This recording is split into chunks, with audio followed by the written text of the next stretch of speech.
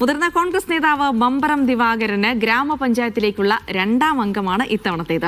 വീട് ഉൾപ്പെടുന്ന 15ാം വാർഡിൽ ജനവിധി തേടുമ്പോൾ വേങ്ങാട് പഞ്ചായത്ത് എന്ന ഇടത് കോട്ടയിൽ വിള്ളൽ വീഴ്ത്തുകയാണ് ദിവാകരന് മുന്നിലുള്ള വലിയ വെല്ലുവിളി. വേങ്ങാട്ടെ ചുവന്ന മണ്ണിൽ ത്രിവർണ പതാക ഏന്തി നടന്ന മമ്പറം ദിവാകരൻ 1987 ആദ്യമായി ജനവിധി തേടിയത്. തദ്ദേശ തെരഞ്ഞെടുപ്പിൽ ഗ്രാമപഞ്ചായത്തിലായിരുന്നു കന്നി അംഗം.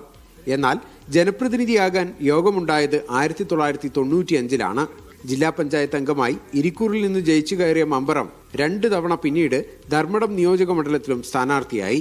ഇതിപ്പം മമ്പറത്ത് ആദ്യമായിട്ടാണ് എൻ്റെ ജന്മനാട്ടില് 61 വർഷത്തിന് ശേഷം ഇന്ത്യൻ നാഷണൽ കോൺഗ്രസിൽ പ്രവർത്തിക്കുന്ന ഞാൻ, എൻ്റെ നാട് എൻ്റെ അഭിമാനം.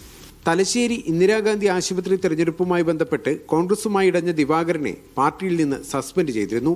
പിന്നീട് ലോക്സഭാ തെരഞ്ഞെടുപ്പിന്റെ ഘട്ടത്തിലാണ് തിരിച്ചെത്തിയത്.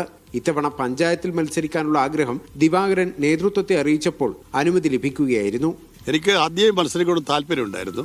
ഞാൻ എൻ്റെ ഒരു ആഗ്രഹം ഞാൻ എൻ്റെ വാർഡ് കമ്മിറ്റിയിൽ പറയുകയും ചെയ്തിരുന്നു. അപ്പോൾ എല്ലാവരും സന്തോഷമായി. അപ്പോൾ ഇന്ന് എന്നെ പ്രഖ്യാപിച്ചു. CPM-ന്റെ ശക്തിദുർഗത്തിൽ മത്സരിക്കാൻ മമ്പറം ദിവാകരൻ ഇറങ്ങുമ്പോൾ വേങ്ങാട്ടെ UDF-ന്റെ അണികൾ വലിയ ആവേശത്തിലാണ്. മീഡിയ 1 കണ്ണൂർ.